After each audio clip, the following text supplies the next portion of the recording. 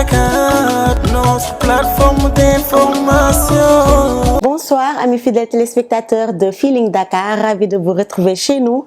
Tey yéen a ngi seen émission Star Life ak Sanu Style am mbégte lool di leen présenter sama invité. Elle est une personne assez spéciale, très jolie machallah, am charme. Voice bi moom c'est waaw si kanam laa leen bàyyi ngeen découvrir ko, mais laata loolu dama koy nuyu. Elle s'appelle Myriam. Myriam, bonsoir. Bonsoir Sanou, nuyu naa la di nuyu mbokk internet yi ñuy seetaan yëpp. Donc je me présente, Myriam, artiste chanteuse. Voilà. Myriam, voilà, artiste, chanteuse, machallah. Tey ma dalal ko fii ci Feeling Dakar seen émission Star Life. Myriam di jeune machallah, ngay yëngu ci musique, ñu gën la xam nga nekk ci labelu Xuman, Native Dread. Déjà wax ñu sa relation ak Xuman, naka nga fa duggee ba nekk ci ba. Alors donc Native Dread Entertainment l'a évolué. Donc c'est Xuman, c'est lui mon producteur. Donc man ak moom ñi ngi xamante à l'aide d'un ami bi ñuy woowee Basirou. Donc moom moo ko wan sama ay son et tout, mu neex ko trop. Après il m'a appelé pour me donner des conseils. Ça a commencé comme ça. Donc à un moment donné, benn jour il m'a dit pourquoi pas passer au studio. Xam nga ma dem. Après bi ma demee, j'ai chanté devant lui. Mu nekk vibe bu ko neex. Après il m'a demandé de rejoindre son label. Donc ce que j'étais impatiente de faire, sachant que moom kenn weddiwul expérience am, professionnalisme et tout. Voilà, c'est un grand monsieur. Ouais, ça bon, je confirme machallah Xuman, ñu koy saluer de passage. Après loolu ngeen programmé def titre Bim Bam. Nekk son vraiment boo xam ne c'est waaw, c'est fun, rythme et tout ça. Comment ça s'est passé? Bim Bam, en fait, c'était sa chanson à lui. À la base dafa bëggoon ñu def ko featuring et tout. Ça raconte en fait l'histoire d'un ménage par rapport à la jalousie des femmes. Xam nga jigéen ñi ñoom dañoo fiir. Donc voilà, ñun jigéen ñi dañoo xaw sikk. Maintenant du coup c'était juste pour wane ne que malgré la jalousie un couple peut survivre, mën na survivre même su fekkee ne que ni des fois dina am ay réero ay ñàkk déggoo. Donc loolu la boo gisee ci début clip bi damay ñëw clash ko wax xuloog moom, mais da ngay gis fin bi dañuy juboo en fait. Donc c'est juste thème boobu la ñu bëggoon aborder. Ok, mais lu ma gën a impressionné ci son bi mooy style bi. Style bi tu chantes comme buñ la gisee te xamañ la bu baax. On dirait que États-Unis nga yaroo fa nga jàngee et tout ça. Nan nga def ba am facilité boobu?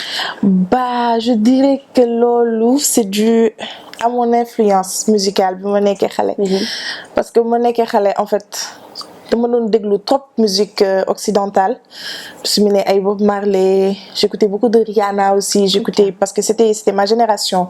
Donc loolu laa doon déglu ay Whitney Houston et tout. Loolu daf ma influencé bu baax a baax. Donc voilà, bi ma proposé son bi dane ma le challenge moom mooy que tu le chantes comme si t'étais même pas une Sénégalaise, que bu mu feeñ. Parce que d'habitude nit yu bëri dañ naan kon kii nii xanaa dëkkul Sénégal, elle est pas sénégalaise wala elle est française wala quelque chose. Voilà quoi, des trucs du genre.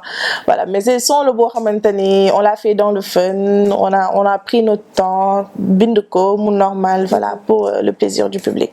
Machallah, c'est réussi en tout cas. Merci. Nga jógee ci boobu ñëw ci dof ci yow ci kat nga dof. Myriam ci kat nga dof.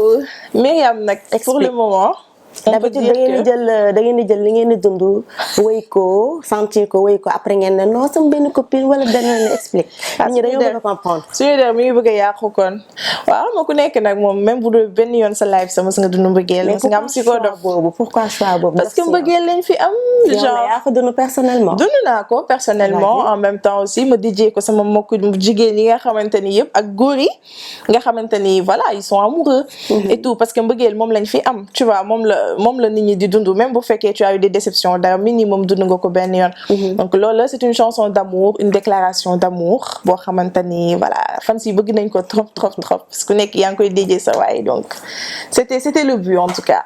En tout cas da nga ñëw pour may xale yi fit que ça soit nekk góor ou jigéen. boo dofee ci kenn nga war a dem wax ko. nga dem wax ko. nga dem wax ko nga déclarer ko c'est-à-dire que lu nekk sa xol bul ko nëbb daal. mais est-ce que jigéen war na déclarer amouram góor. parce que d'habitude ñun suñuy culture loolu bokk ci. waaw loolu bokk ci mais xam nga nag jamono bu avancé da ngay avancer ànd ak moom tu comprends da ngay avancer ànd ak moom et puis la chanson c'est beaucoup plus axé si par exemple ñaar ñoo xam ne dañu nekk si biir relation et que ku jigéen ki di ko fàttali mbëggeelam. Maintenant par rapport à la déclaration d'amour pour man loolu c'est pas un problème parce que il faut pas juger aussi les gens ku nekk ak sa capacité bi ngay dencee mbëggeel sa xol. yow mën nga bëgg nit ki donc mën ko téyel sa bopp am sa benn fierté keneen mën na bëgg du ko mën en fait donc ku nekk ak sa capacité émotionnelle. On a compris. Di leen fàttali ba tey ne yéen a ngi Feeling Dakar seen émission Star Life ak Sanu Style ñu invité woon Myriam ba tey ñu continuer ci question yi après dof si man nga ñëw ci takk ma dañoo gis que Myriam dafa gën a mature. son style de musique bi les tenues et tout. waaw takk ma moom voilà c'est ma chanson préférée c'est l'une de mes chansons préférées. Non seulement par rapport aux mélodies yi nga xam ne utiliser naa ko aussi comme ni nga ko waxee par rapport à la maturité xam nga parce que aussi Myriam li muy gën a bëgg à chaque fois moom mooy nit yi di gis évolution ci ay vidéo par exemple tey jii takk ma génn na damay ñaan yàlla bis bu beneen vidéo di génn ñu ne bi évolution la par rapport à Takma donc Takma c'était une suite de Dof si yow parce que soo defee si nit ki est-ce que kon suite bi du doon mariage. waaw mën na nekk de affaire yi bagage yaa ngi si ginnaaw benn ligne la bagage yaa ngi si ginnaaw en tout cas am na surprise yu mag yu ñëw donc par rapport à ça mais là c'est une suite logique parce que sachant que soo defee si nit ki aussi à un moment donné tu dois voilà su naree yàgg yenn yàgg yi mën nga rebelle wu tout simplement pour lui dire écoute nag jot na nga def farata donc loolu moo tax tamit dëgg voilà léegi parle-moi de sa relation ak Taf Melody parce que gis nañ ko mu nekk sa artiste comme yow il est connu machallah yan relation nga am ak moom ba ngeen tourner clip bi ensemble. Bon, Tafa c'est un ami c'est un ami de longue date bu ñu yàgg xamante donc muy def musique di def lu nice aussi. Donc voilà may def sama vidéo après vu qu'il passe bien et tout je l'ai contacté vraiment mu def lu nice aussi ñëw def ci participation voilà ñu génne ko daal c'était vraiment une bonne expérience. mais sequ leen dara. non c'est un ami. c'est un ami. en fait du samay wax wala amitié góor ak jigéen ngeen bëgg a insinuer ne amul. man du samay wax dañ may laaj nee nañ yàgg Tafa est-ce que bah j'ai entendu ça mais bon en tout cas. jàpp leen ne c'est un ami de longue date.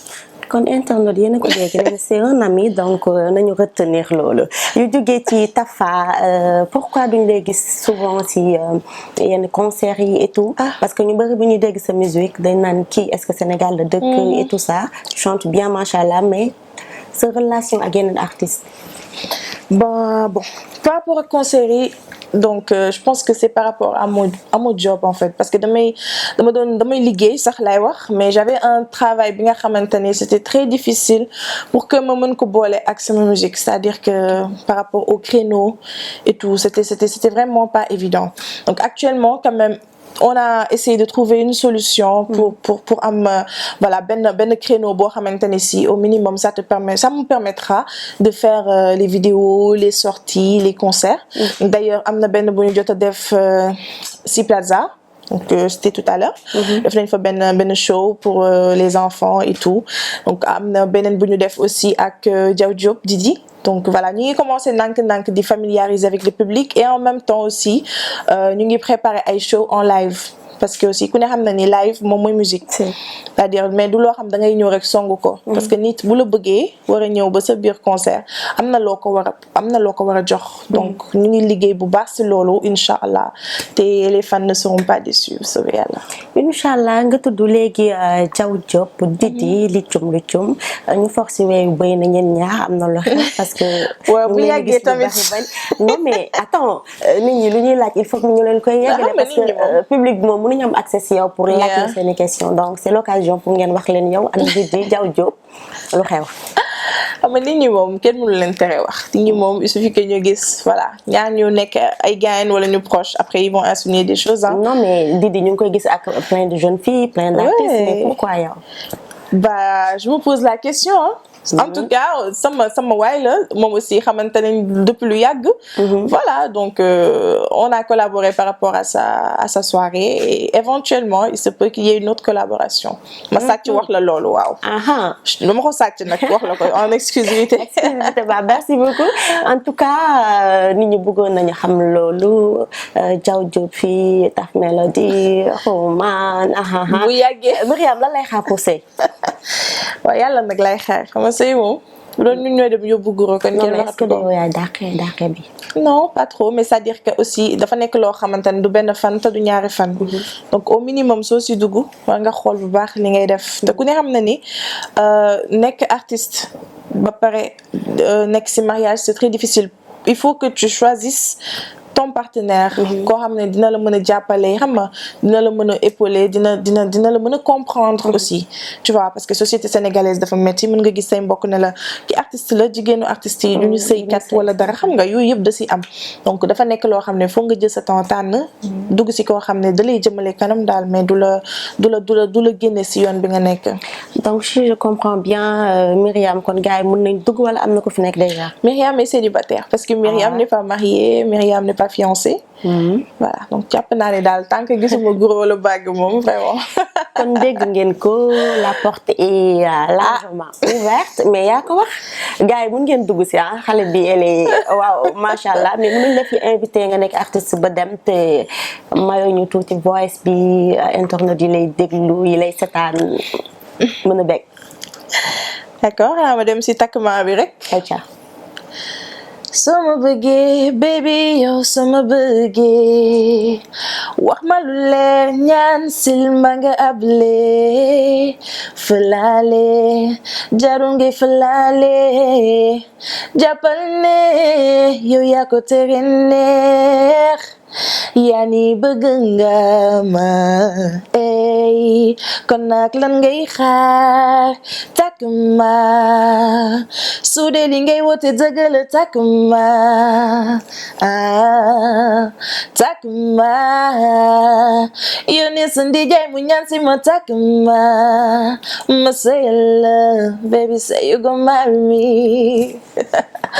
voilà donc fippu leen mbaadu parce que gars yi bu ñu leen bàyyi ak seen bakkan rek moom mën nañ daw ak yow ba 20 ans duñ wax dara.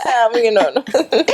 En tout cas merci beaucoup Myriam mais projet yi fan la toll album. waaw instant bi nag bon li def si ay son bëri na on a des sons yoo xam ne vraiment mën na constituer album mais c'est juste que dañu bëgg a atteindre benn public. le grand public parce que Myriam ñi ngi koy xam ndànk-ndànk mais pour man liggéey bi des na lu bëri donc tey jii boo ñëwee génne sa album te amoo benn public bu taxaw di ko xaar je pense que pertement la donc c'est mieux que nga génne ay vidéo def ay son yoo xam ne dina des ci nit ñi ba tax tey nga am public boo xam ne bis booy génnee album dina toog xaar ko donc si liggéey boobu la ñu nekk on est dans une série de vidéos inchallah il y a beaucoup de surprises à venir. Est-ce qu'il n'est pas temps de sortie di gën a bëri parce que fans yi ni nga ko waxee bari nañu ñu si bëri xam nañ la ñi pour ñoom nekkoo fi est-ce que jotul label bi ak label bi mu gën a xat jot na te loolu lijjanti nañ ko bu soobee yàlla fans yi dama bëgg ñu jënd seen écouteur kon déglu jënd seen connexion toog xaar ma inchallah très bientôt. kon ñoo ko déggandoo yaakaar naa kon liggéey bi sotti na. xumaan mu ngi déglu fans yi aussi te fans yi ñoo boosté. dina mën a xumaan affaire yi gën a gaaw gën a taar. waaw moom mu ngi koy dégg sax xam naa dina ko yaa ngi koy dégg. waaw déglu lool. alors merci beaucoup ça a été un plaisir dalal la fii si Feeling Dakar. émission Star Life. tey ñu dalaloon fii Myriam ñu lay remercier bu baax si disponible. waaw di la remercier Sano di remercier waa Feeling Dakar di leen wax vraiment à bientôt.